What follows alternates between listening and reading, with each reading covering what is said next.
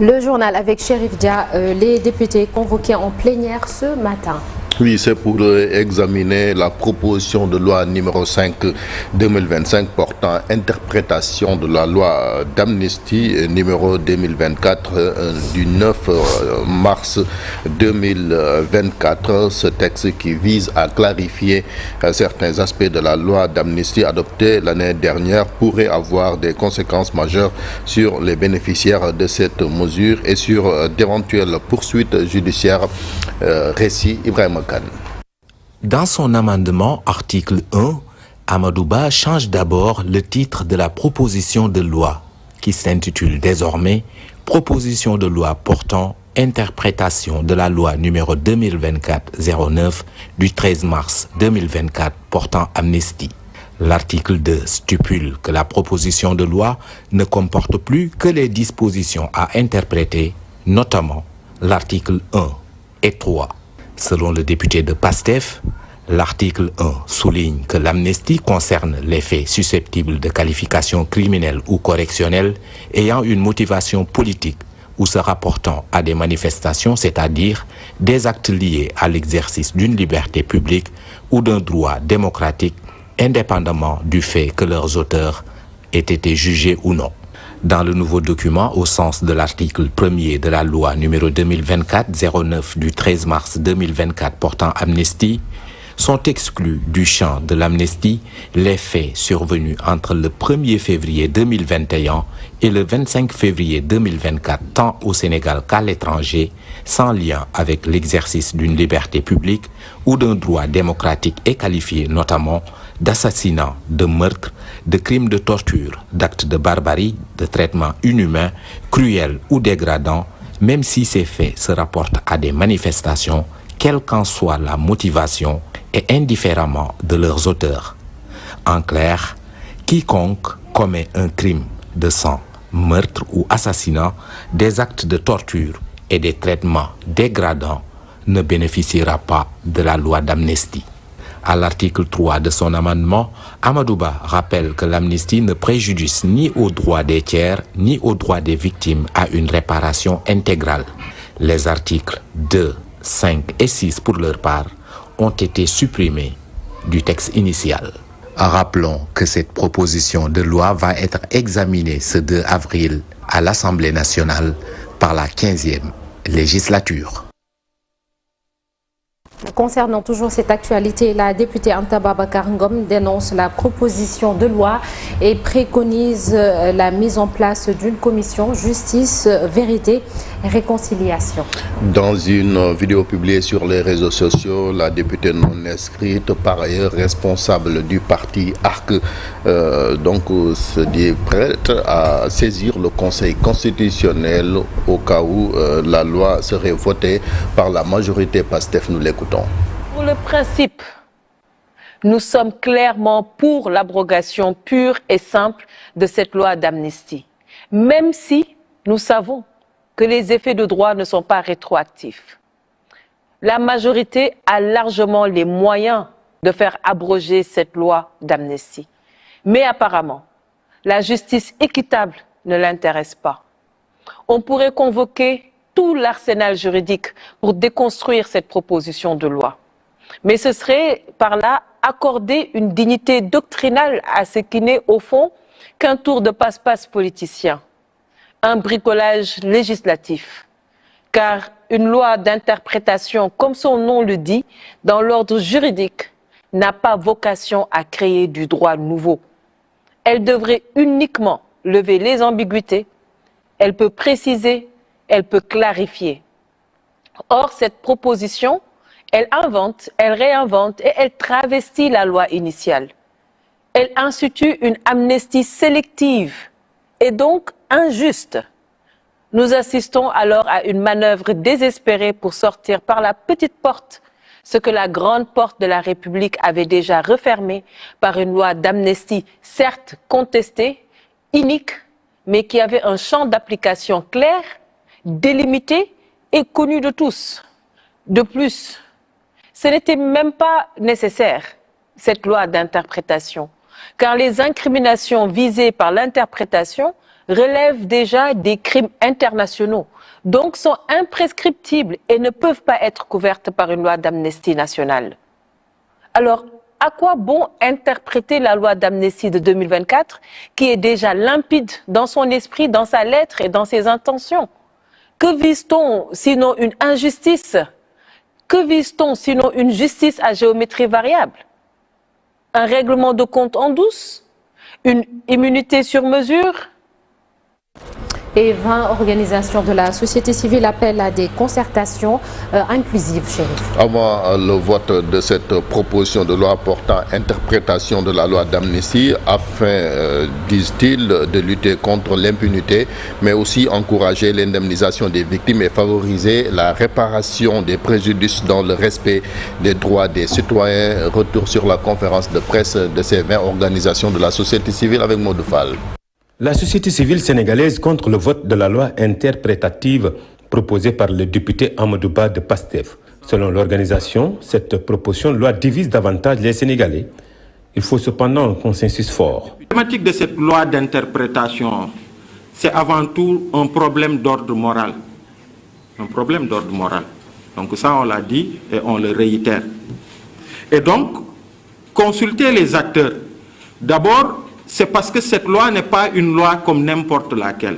C'est une loi qui traite d'un moment douloureux de notre passé récent, avec plus de 80 morts, 2000 prisonniers, des personnes torturées, des personnes qui ont été victimes de traitements inhumains et dégradants, des personnes qui ont été victimes d'incendies de leur domicile, entre autres pratiques. Donc ce n'est pas n'importe quelle loi.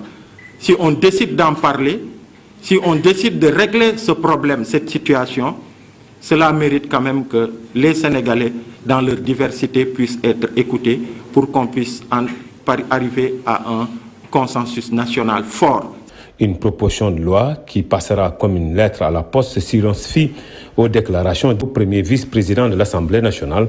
Pour Mouniaï Sissé, la société civile prendra tout simplement acte en cas de forcing. Forcing, on va prendre acte simplement. Mais je pense qu'il ne doit pas y avoir forcing. Quant à la légitimité ou non des députés à prendre une initiative parlementaire de ce genre, quand en 2011, le président Wade a voulu modifier la Constitution, il a voulu passer par ses députés pour supprimer le quart bloquant, donc le deuxième tour. C'est ça qui est à l'origine du mouvement M23. Est-ce qu'on devait dire simplement ces députés sont légitimes, donc ils ont le droit de voter des lois à notre nom, même si ces lois, même si nous les estimons étant des lois qui ne vont pas dans l'intérêt des Sénégalais. Je donne juste cet exemple. Est-ce qu'on doit laisser tout le temps les députés aller dans le sens voulu par le parti au pouvoir? Non, je dis non. Sinon, c'est les mêmes députés qui, à la veille des élections, avaient voté une loi pour permettre au président Macky Sall de reporter les élections. Est-ce qu'on doit dire que ces députés aussi avaient une légitimité de le faire? Les députés sont convoqués ce 2 avril en séance plénière pour examiner la proposition de loi numéro 05-2025 visant à interpréter la loi d'amnistie numéro 2024-09 du 13 mars 2024. Nous reparlerons de cette loi d'interprétation tout à l'heure dans l'actu commenté, tout juste après la revue de presse. Toujours dans l'actualité, l'État du Sénégal lance la plateforme Tabax Sénégal. Une initiative qui, selon le gouvernement, est du président de la République, Bassirou Diomaye Faye. À travers ce outil, le gouvernement entend présenter aux chercheurs d'emploi des opportunités professionnelles adaptées à leurs compétences, cibler les entrepreneurs et porteurs de projets qui ont besoin de soutien, de partenariat et de financement pour faire prospérer leurs initiatives, mais également cibler les investisseurs enclins à soutenir les projets à fort potentiel de croissance et apporter leur contribution à la croissance économique du pays, selon toujours le gouvernement du Sénégal. Pour rappel, il y a un an, le président Bassirou Diomaye Faye prêtait serment en tant que 5e président de la République du Sénégal. Sokhna Nata après son élection le 24 mars de la même année. Et puis en plus bref, hier mardi 1er avril, les éléments de la brigade de recherche du commissariat d'arrondissement de Touba Ndamatou ont interpellé un individu qui avait en sa possession 12 kg de chanvre indien en plus de 14 cornets supplémentaires, enseigne la police. L'individu dont il s'agit avait caché la drogue dans son enclos à bétail et dans sa chambre. La police a pu lui mettre la mais grâce donc à l'exploitation de renseignements. Elle est d'ailleurs en pleine enquête pour interpeller d'éventuels complices selon toujours la police nationale. L'actualité des sports à présent, CAN U20 au Maroc, le Sénégal démarre bien pour défendre son titre. Oui, 1-0 face à la Gambie, un succès donc magnifique avec une transformation d'un coup franc direct signé par le capitaine des Lionceaux Ibrahima Sory-Sow contre Andy Cheikh-Sadibou Diarra. Un début victorieux à la CAN 2025 des moins de 17 ans. Un succès dans le derby face à la Gambie, loin d'être facile. Une partie à deux visages pour les Lionceaux. La première mi-temps à leur avantage avec le but sur coup franc du capitaine Ibrahima Sory-Sow dès la 7e minute de jeu. La seconde avec des jeunes scorpions beaucoup plus dangereux en vain. Le Sénégal s'impose 1-0. On savait que ça sera difficile parce qu'on a une fois rencontré Dura le Wafou et wow, nous l'avons vu tous. Je suis très content. Tout ça, c'est grâce à mes coéquipiers, je les remercie. Alors on demande chaque fois à nos arrières d'ailes de faire fausse piste. Au lieu de courir sur la ligne de touche, mais de prendre l'intérieur du terrain. Donc ça, c'est notre façon de jouer. Ils l'ont réussi quand même en première mi-temps. Mais en deuxième mi-temps, alors ce qu'on n'a surtout pas réussi, c'est surtout les gestes techniques. Techniquement, on n'a pas été bon. On a raté trop de passes, trop de prises de balles vers l'avant.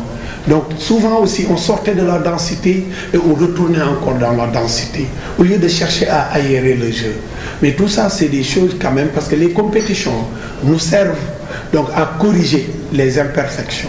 Donc on va mettre la vidéo, alors essayer d'expliquer aux jeunes pour la prochaine fois comment se comporter si le jeu est haché, si le jeu est dense.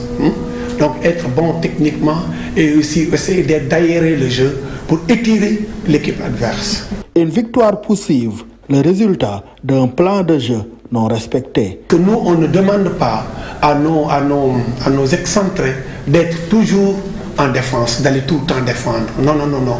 On leur épargne souvent la tâche défensive pour être ce qu'on appelle le premier élément à joindre.